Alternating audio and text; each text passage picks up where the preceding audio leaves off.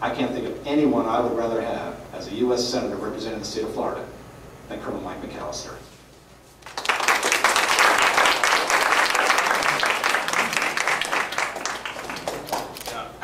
So are you running again? I'm curious. Everybody else, I don't know. Okay. I'm ready. Yeah. Well, what a fine-looking group. And I want to thank you for letting me be here. It's an honor and a privilege to be part of your meeting tonight.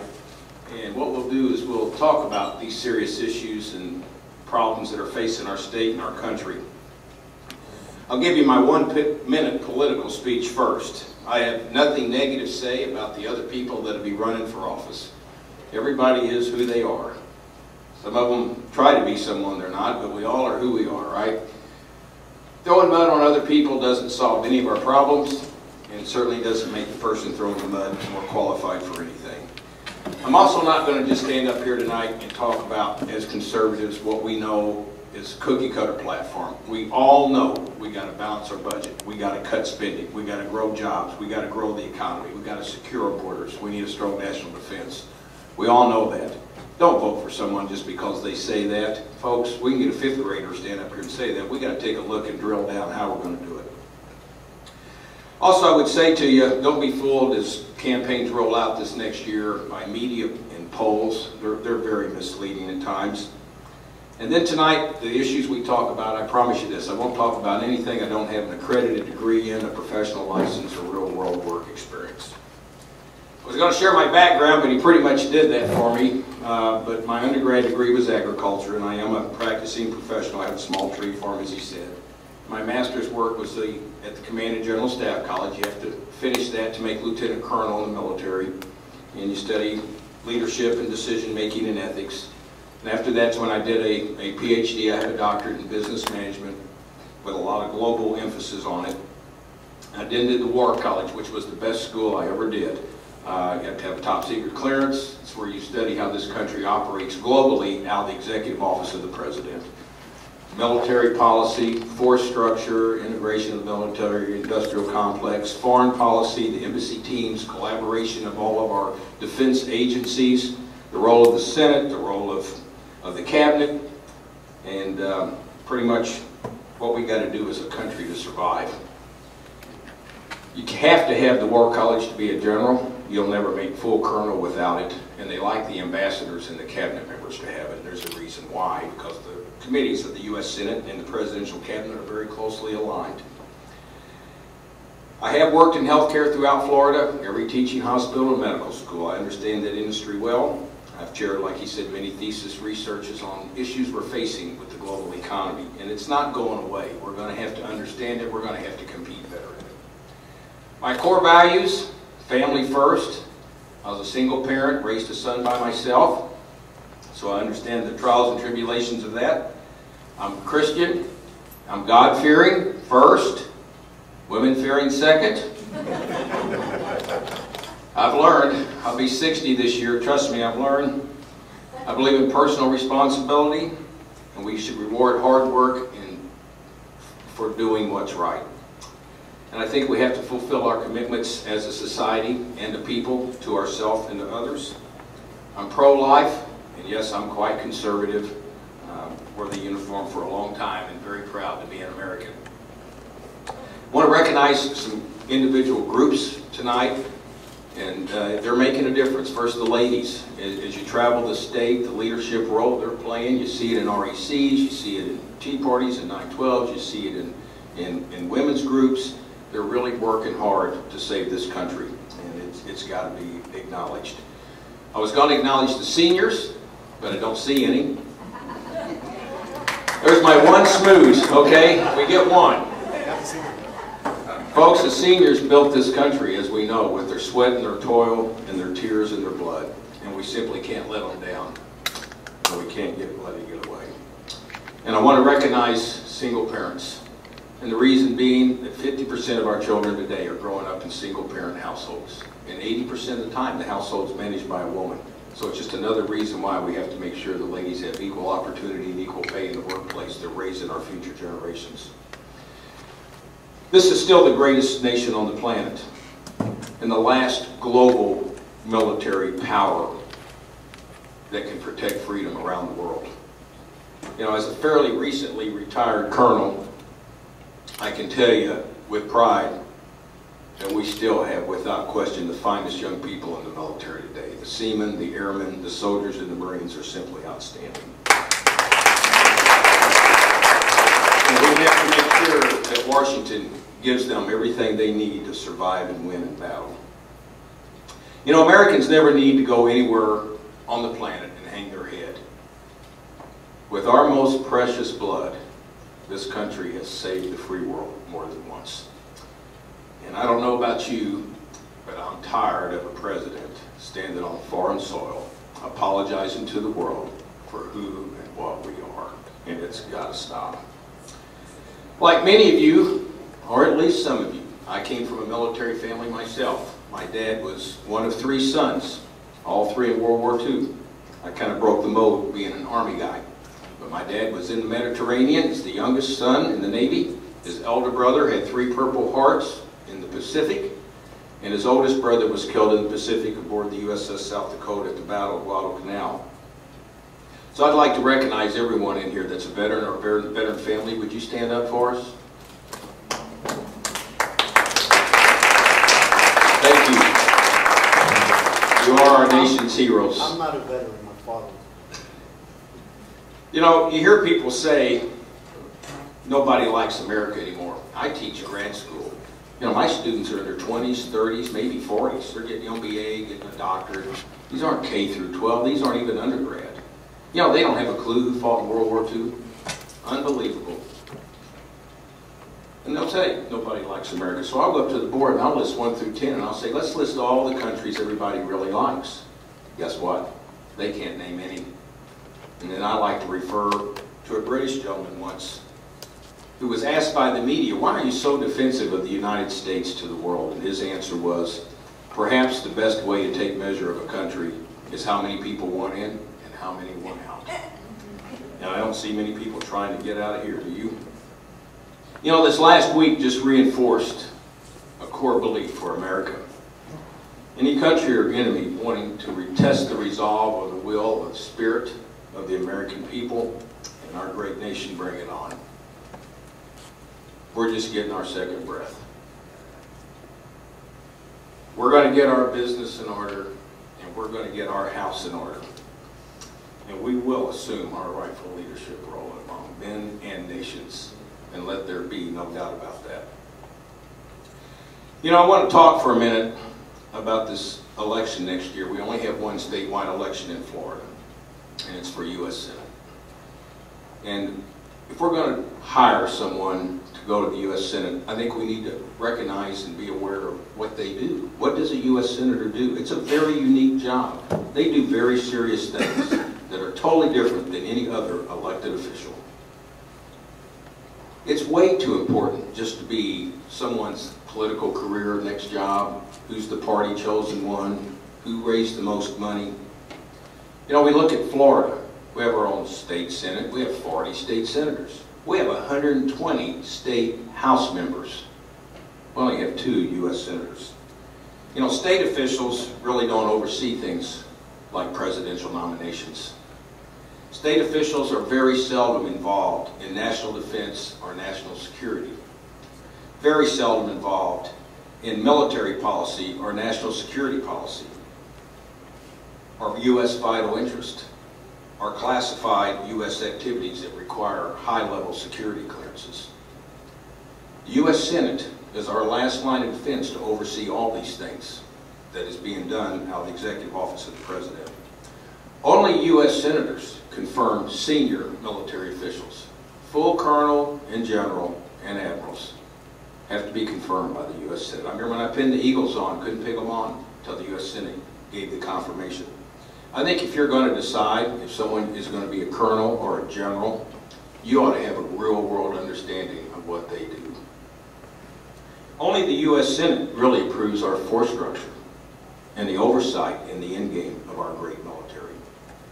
Now, I was fortunate enough, I sat on Pentagon Committee one time where it was only about 6 of us. I was the lowest ranking guy on the group. They were all career generals and then me. One from every service, a general from every service. and I was representing U.S. Special Operations Command, and we did the transformation of our military from a 20th century to a 21st century, and it's going quite well. We got to do the same thing in our private sector. You know, only U.S. senators confirm our ambassadors and our State Department officials and ambassador teams, and this is very serious business. This is our forward presence to ensure that our country's interests are looked out and protected abroad. I think if you're going to be deciding about who is going to be a U.S. ambassador and state officials at senior levels, you should have some experience working with them, and perhaps in an embassy operation, to understand that integration of the military and the embassies and our trade agreements and our treaties.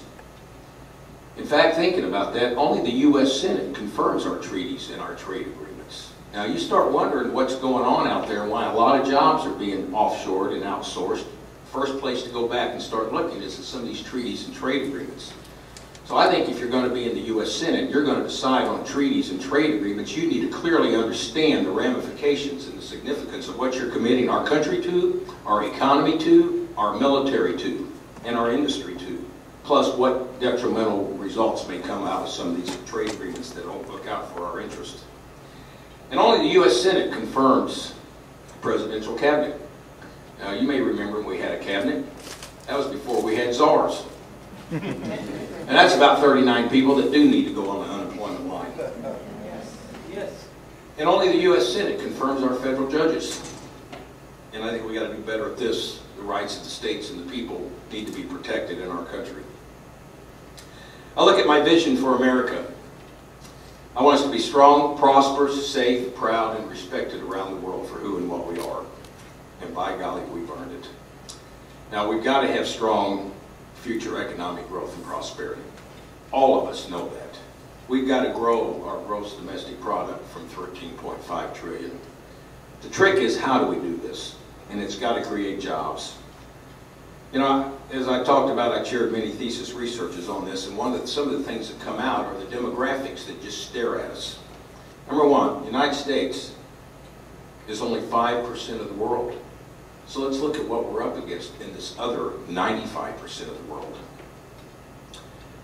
95% of the world don't live here, don't work here, don't buy here. And if you're running a global company, you're not worried about just 5% of the world as your customers. You're looking at the whole banana. All of North America is only 13%. Canada, the U.S., and Mexico. So where is everybody? Asia. Now, we all know how much stuff we see made in China. There's a reason, folks. Let's take a look at that. Asia is 57% of the world. China and India are 40. We're 5. Europe is another 12. It's almost as big as all of North America. So you've got almost 70% of the world living, working, and buying in that landmass. We're 5 versus that 70. Get the picture? Now, we take a look at what's some of the implications of this been. You know, we made Walmart the largest retailer in America and the largest retailer in the world. And some estimations are that 60% of everything they sell is made in Asia. So what do Americans do? We get in our foreign-made car, we go to Walmart, we buy stuff made from China, and then we complain about outsourcing and offshoring. So the first place we got to look is in the mirror. What makes China really a threat going forward? Economically, and I think one day militarily. Economically, they now have the largest manufacturing capability on the planet, and they're the #1 exporter of goods on the planet. They have the most people, 1.2 billion. They now have 300 million middle-class citizens, the same as the United States. But they still have another 800 million with very cheap labor of about $5,000 US a year. And they have no patent laws to speak of. Now, anyone that's in business in an industrialized nation understands that for most companies, their biggest 2 expenses are personnel burden, or labor, and research and development, product and service technology. China has $5,000 a year labor, huge manufacturing capacity, and they just steal your investments. This is why treaties and trade agreements in the U.S. Senate have a big impact, folks. This isn't just about spending and cutting spending in our country. You know, we look at China. The next step that kind of makes me concerned is, guess what country on the planet now has the most academic hours in a school year? China. Number 2, Korea. Number 3, Japan. You see a common thread there? We're like 10th. So we need to get the focus off the teachers union and on our curriculum development and on our education process. It's obvious that we've got to develop a business-friendly environment with lower taxes, less regulation, and tort reform. Now I got to ask you, we got this state legislature up there that's dominated by Republicans, and we're the business party. Okay, how come this ain't done?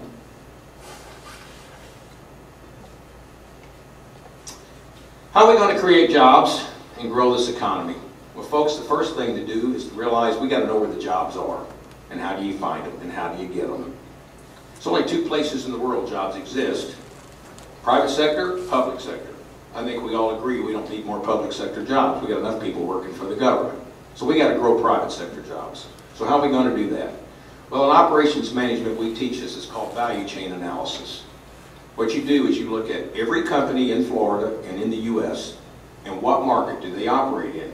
Because every company operates in some market. Maybe it's education, maybe it's healthcare, maybe it's communications, maybe it's automobile manufacturing, maybe it's toilet paper. But they're in some industry.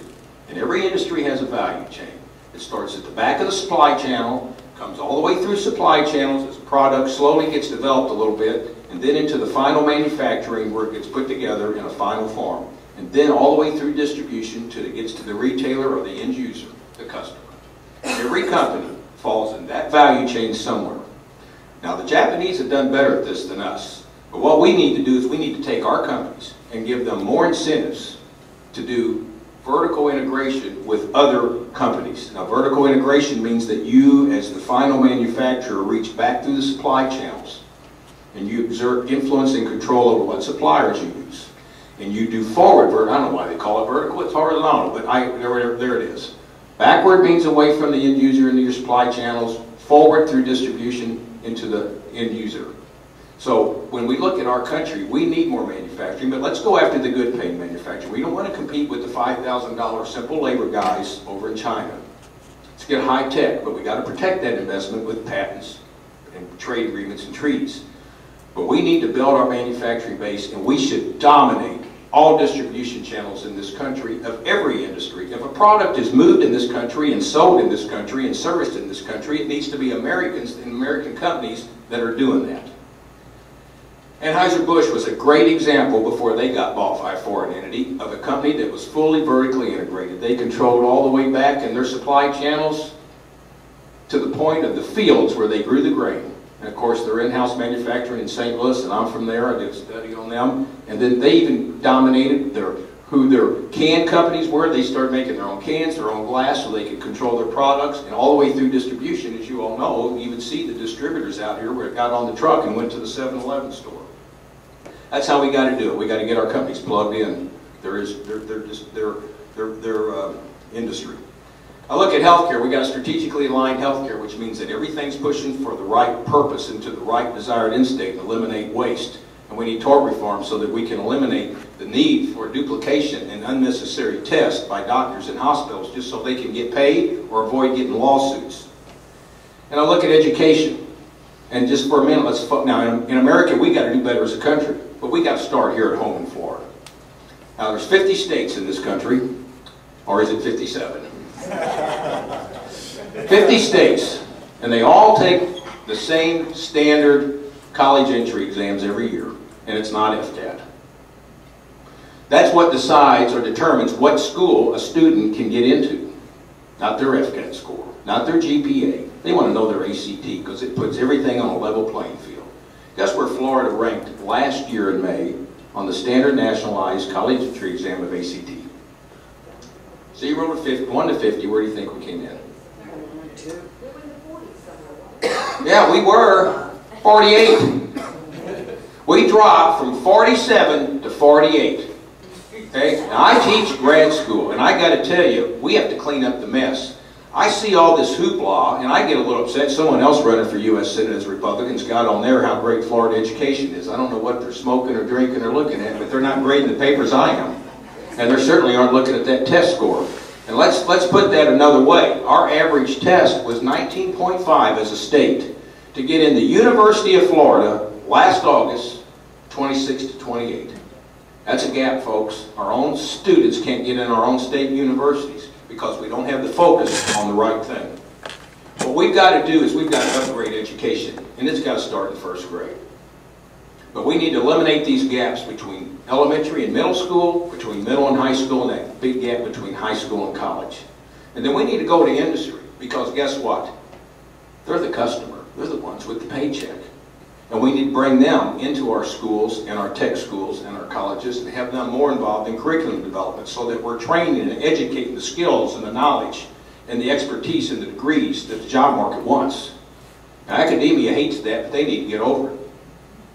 And then we need to have more internship programs in high schools and tech schools and colleges where students get academic credit to go out in the workplace in a career field that's of interest to them, and they'll see how competitive and serious it is, and then they'll be better students as well. Okay, how do we get where we want to go? We teach this, is call it strategic planning. Sounds simple, and it is simple. Too bad our government never does it. What we do in the strategic planning process is it's how we figure out how to get from where we are to where we want to be. We need to do that as an individual, as a family, as a state, and as a country. So the first thing we got to do is identify where we are. We call that current state. And we do that with a situation analysis, which has three key pieces. We do a market analysis on our industry. You know, who are the competitors? Is the market growing, dropping? Who are the customers? You really know what's going on. Now you can forecast your revenues, and companies are pretty good at that. Now we do a financial analysis on our organization. Cash flow, income statement, balance sheet, P&L, and key ratios. As we'd say in Missouri, how much we got and not got. Now you know what you can afford to do and pay for. And now we do a SWOT analysis where we evaluate the internal and external environment. Strengths and weaknesses of our company, opportunities and threats in the marketplace. Now we can identify where we want to be, that current state. Here's where we are, here's where we want to be. We measure the difference. It's called a gap analysis. That is what must drive the strategic goal setting process. And strategic goals are what does the organization or entity need to achieve to get from where it is to where it wants to be. Sounds simple. Right there, you also have to do a needs assessment. What's it going to cost me to achieve those goals? If we don't do that well, we may set a vision that's going to require goals that we can't achieve because we can't pay for it. Let me give you one real world example and we'll move on. Obama healthcare plan. Strategic goal impacted the whole country. We can't pay for it because they didn't do a needs assessment. For Florida, it would have given us another $6 billion deficit, unfunded mandate, just for the increase in Medicaid. Just one piece. Once we have it all done right, we put it in a strategic plan, we implement it and execute it, and throw in a risk management scenario, and down the road we go. All right, let's talk for a minute about what this is really about. The serious threats facing America today. Folks, we're under attack everywhere you look. Now, I know there's people out talking about spending and cutting spending is going to solve all the problems. Let me tell you what, that's wishful thinking. But I'm going to take these threats and let's take a look at the ones that stare at me the hardest. Internal and external. Internally, absolutely. Uncontrolled spending by the federal government. It's got to stop. $14 trillion deficit. $50,000 for every man, woman, and child in America. Second one, union management not accepting the impact that the global economy has had on wages. We don't live in a vacuum anymore. We still have communism, even in some states worse than others, constantly working to destroy family values and family cohesiveness. We got liberal judges making up their own rules as they go, giving our country away. We got this failing education system in many ways compared to the rest of the world where we're not keeping up with competition. Illegal immigration and an unsecure border that has many other threats that come through there as well. We got restrictive laws, handcuffing, our business and our productivity and our competitive spirit. We got radical Islamic aggression in our schools, and they're wanting to have their own courts and their own banks. We got a federal government that's ignoring the rights of our states and our citizens. And we got liberals who don't seem to acknowledge, be aware of, or care about the reality of these threats that we face. And they need to wake up. And then we look at the external threats. Foreign goods. You got unfair trade practices going on all around the world. It's robbing us of our investment. It's robbing us of our technology. It's robbing us of our economic power. It's robbing us of good paying jobs. They're breaching our patents. Even right here in our own hemisphere, Brazil. And they also want to become the leading producer of agriculture, which is a core industry for our country and our state. You got global proliferation of weapons of mass destruction and renegade technology transfer, which is scary, folks. Look at the Soviet Union. It had one of the maybe largest nuclear, chemical, and biological arsenal on the planet. When they went down, nobody really knows where everything went. And you got a lot of terrorist states with a lot of oil money that would love to buy that stuff. Unfair trade practices in countries doing phony manipulations with their currency to get trade advantages. And of course, the global war on terror and radical Islamic expansion globally. And we have the black market oil and drugs and money laundering that pay the bills for a lot of these different threats that we're looking at. We got the UN initiatives such as Agenda 21 and One World Government that want to take us over. If you don't know about that, go Google Agenda 21. And we even have the pirates operating on the open seas. Folks, these are serious threats, and we're not going to solve them all just by balancing our budget. We've got to face them all. What would I do as a senator to combat these threats? Like you, I love this country, and I was fortunate enough when I served under Ronald Reagan for a part of my military career. And he restored our country to greatness in many ways. Bankrupted the Soviet Union. Sat down and said, I'm going to leverage my technology and you can't pay the bill to keep up. He had a philosophy. We win, you lose. I would work for less regulation and fewer laws that restrict our business and our jobs and our freedoms. I'd want to serve on committees that I have real world credentials in. I didn't read a book on it. I didn't watch somebody else do it. Okay, I didn't fabricate it. I really did it. Armed Services Committee, Commerce Committee, Foreign Affairs Committee. I want to secure our borders. There are a lot of things coming through there besides people trying to come to Plant City and pick strawberries. And I want to decrease the role or eliminate the U.S. Department of Education and return that to the states. Now, if we look at what it's going to take to face these global threats, both inside our country and out, what we're going to have, and I'm tainted, I admit it, I'm a War College graduate, but you know what, they get it right. And I learned it from them. We got to return American pride, strength, and respect around the world, where our allies always stand with us and our enemies fear us. And we got to educate the American youth and our citizens to the serious threats we're facing. We got to ensure our national secrets and vital interests are fully protected, and we can't have any more WikiLeaks. What we got to do is bring to bear all elements of national power. And this integrated and comprehensive national security policy needs to have 6 key pillars. The first one, an immigration policy that allows law enforcement to check to see if you're here legally, just like every other country on the planet. That returns illegal immigrants to their country at host country expense. And it allows the states to protect themselves against people that are trying to enter their state illegally. And I would have no amnesty. Just because you've been here for 5 years doesn't mean you've been here trying to do the right thing. You may be doing the wrong thing, we just didn't catch you. We have a process, you need to follow it. Second pillar, an energy policy. We all know we've got to decrease our dependency on foreign oil. It's draining our economy, and it's putting dollars into countries that are using those against us in threats such as terrorism. We need to decrease the ban of offshore drilling and employ safeguards and technologies that will ensure that we'll protect the environment, but we can do that. We got to increase domestic oil production, and we got to increase our refinery capacity. Just having more oil is not going to get it done. We need more refineries as well, and we need more nuclear energy. And I would like to see some way to require DEP and EPA and the Department of Energy to come together in a positive fashion to promote our energy development in this country instead of being a block to it. Third pillar, we need an economic policy. Yes, we need to spend less. But folks, there's the other side of the balance sheet, and those that are business people know you got to look at both sides. Got to spend less, and we got to make more.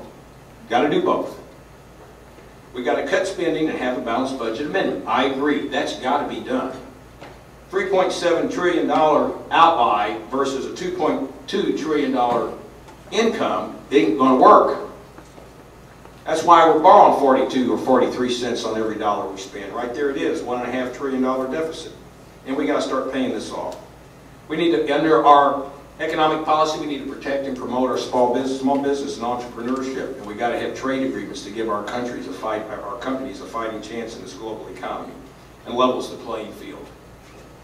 And we got to restore free markets, and we got to protect our proprietary technology, folks, because one of these days it's going to come back against us, and we can't let things like NASA get away.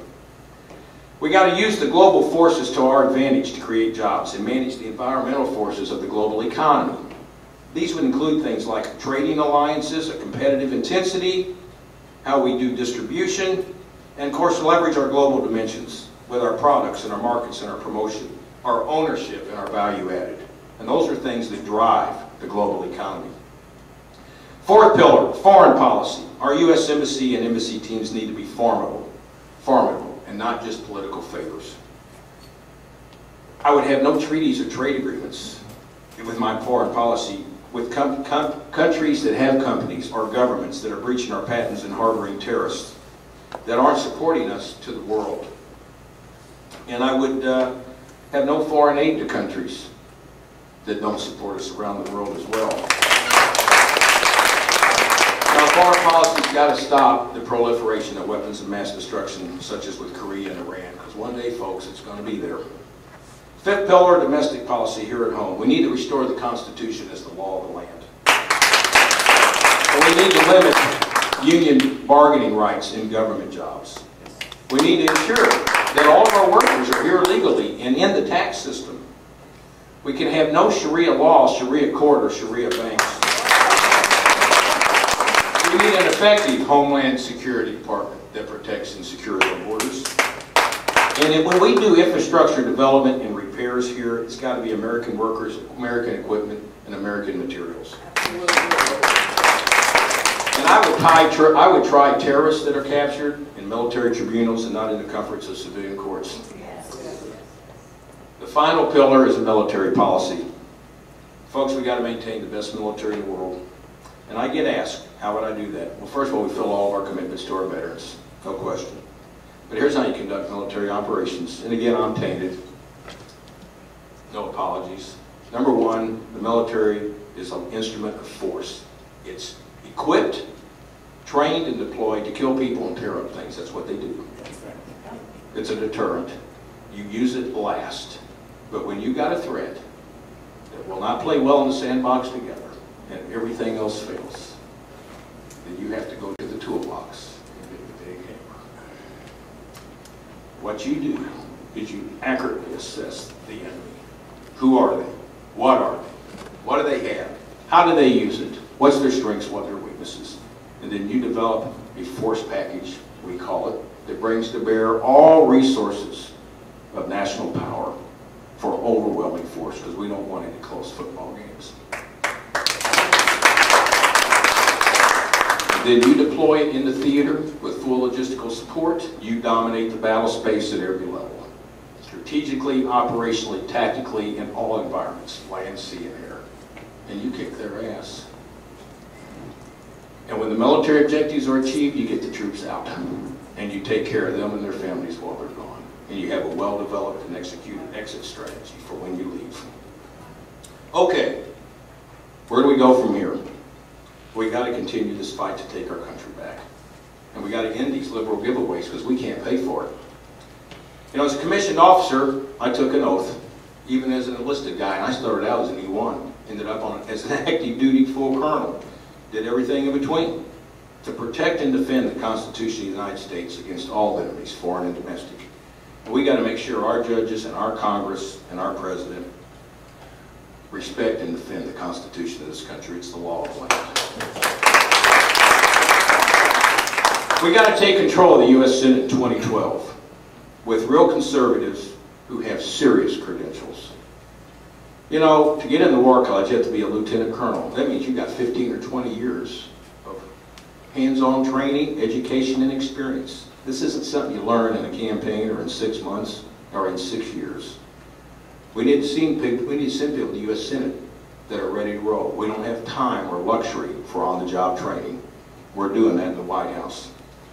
I get asked where I stand on the 2nd and 10th Amendment, and I have a little saying I like. We need a sign. Every airport, every harbor, every road entering this state You're entering a 10th Amendment owned and operated state, and justice will be served with the Second Amendment. We got to throw all the cap and trade type legislation in the trash, and we got to protect our property rights and throw Agenda 21 in the trash. We got to make sure the Obama health care plan and high-speed rail stay in the trash. We got to get the legal handcuffs off the American worker and American industry and let our competitive spirit go back to work. I think we need to throw the IRS in the trash and perhaps replace that with a fair tax system. Yes. We need a full audit of the Federal Reserve, and they need to have transparency and accountability to the GAO. We got to get our federal government out of our state's business and out of our personal business. And we got to get the UN and other countries out of our country's business. We got to keep ownership of America in the hands of American citizens and out of the hands of our federal government, the United Nations, and China. And we got to restore the family as the pillar of American society. And we need to lift this ban on onshore drilling. Drill, baby, drill. I would fire Janet Napolitano and hire someone that understands the role of Homeland Security is to protect U.S. citizens and not those that are here illegally. And I would stop this dumbing down of America, and it's by design. We got to get back to the principles and the values that made this country great. I think we need to get American history, the Constitution, the American flag, the Pledge of Allegiance, and God back in our schools. And we got to stop this political correctness and coddling of Islamic terrorists. Now, I know I'm mad when I think about this, but I watch what goes on. And I've discussed this with Lieutenant Colonel West. You know, he was in the overt, I was covert. These radicals want to kill us, and it can't be tolerated. And we got to stop this infiltration. We got to support Israel in this fight because they're our forward ally. And I would never issue a building permit for a mosque on sacred U.S. soil, stained with American blood. And finally, we got to secure our borders. No more lip service. Got drug trafficking, money laundering, terrorism coming across there with everything else, not to mention spying. We got to stop rewarding people for being here illegally and using our kind-heartedness and our laws against us. It's estimated there's $300 billion a year to taxpayers just for government services to people in this country illegally. If you want to be in this country, you need to recognize, number one, being here is a privilege and not a right. And just because you show up doesn't mean we owe you anything. If you want to live here, you need to be a contributor, not a taker. If you want to work here, you need to be in the tax system. If you want to be a U.S. citizen, we have a process that you need to go through like many others. And for me, I'd like to see you learn to speak English. Yes. Now, folks, I want to talk just for a minute. We got about 2 minutes left here. This next election and defeating Bill Nelson. Now, that's my mission, and I can't do it alone. But let's not kid ourselves. Bill Nelson's going to be formidable. You know, as Republicans particularly, we've been pretty busy slapping ourselves on the back for the sweeping win last November. So I think we need to take a hard look at those elections, just like we would in any good research. How many Republicans won a statewide election in November against a sitting Democrat incumbent? How about none? None. Nobody. Nobody won a statewide election against the sitting incumbent. Marco won big, statewide election, against the weakest Democrat candidate for Senate in probably 50 years. And his party was fractured by a sitting governor who ran on an independent ticket. Folks, that's fantasy land. There's now about 600,000, and I know I'm preaching to the choir here in Broward County, 600,000 more registered Democrats in this state than registered Republicans. The Republican Party can't deliver the election by themselves. Bill Nelson's going to look at this election as well with Marco, and he's going to learn. He's going to unify his party, and he's going to go out to the veteran vote. We got 1.7 million veterans in this state. It's the biggest single voting bloc outside gender and party affiliation. If Bill Nelson gets half the veteran vote of who goes and votes, and he gets a fourth of those 600,000 extra voters he's got out to vote, 1 in 4, he wins by 150,000. That ain't even close. Rick Scott won by 60. We're going to need a U.S. Senate candidate that's conservative with real-world credentials that can crawl in a ring with Bill Nelson with credibility and expertise to talk about the serious issues that a U.S. Senator does. National security, national defense, foreign policy, and the global economy. Look next year at the resumes, because you can't just dream those. And if we don't, he's going to pull their pants down and spank them in front of Florida. Folks, I've really enjoyed our time here together. If you agree with me, I'm going to ask you to support my campaign. I have a bumper sticker. I'll take your name, tell your friends. You know, Americans have always found a way to fight and win in any situation, and we will again, once we realize what we're up against. I am curious, how many of you have children and or grandchildren? My friends, this next election for U.S. Senate is serious business. It's about your children and your grandchildren in our country. It's way more important than some party-chosen one, or the media darling, or whose turn is it, or what's someone's next job in their political career. Who do you want in the U.S. Senate overseeing what's coming out of the White House? Who do you want staring down the Vladimir Putins of the former Soviet Union that want to return them to greatness? Who do you want staring down the Chinas and the Brazils that are breaching our patent and stealing our investments and our economic strength? Who do you want staring down the renegade countries of the world that are developing weapons of mass destruction, such as Korea and Iran? Someone that's been in the fight, someone that's got the credentials, or do you want to send someone up there that talked well, but they need to learn it when they get there? You know, I'm not a politician and not a lawyer. You'll have a choice for those. You got 3 other guys that are politicians and 2 of them are lawyers. If that's what you want, I'm not your guy. But I will ask you again, make a serious hiring decision. Do their degrees and their license and their real world work experience really match what U.S. Senators do? You know, to those who don't believe freedom has to be protected, I refer to Ronald Reagan. Freedom's never more than 1 generation away from extinction. We didn't pass it to our children in the bloodstream. It must be fought for, protected, and handed on for them to do the same. You know, we need people in the U.S. Senate who knows what it means to defend this great country and face the enemies and the evil threats that are working against us. And it needs to not be Bill Nelson. You know, my friends, this is still the land of the free, the home of the brave, and one nation under God.